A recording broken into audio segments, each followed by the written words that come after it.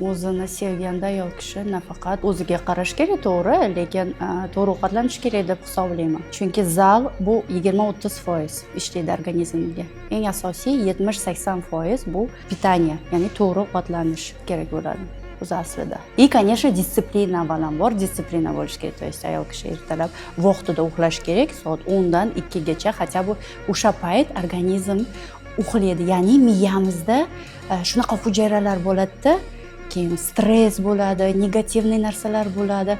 O'sha endi oddiy tilda gapirganda hujayralar tozalovchi bo'ladi. Organizm uxlaganda negativ, stress o'shalarni tozalab bergandan keyin уже ertalab odam misol даже 10 dan 2 dan uxlagan bo'lsa, 3 ta tursa ham уже все uyquga to'ygan bo'ladi, bemalol ishlarni qilsa bo'ladi aslida aytsak.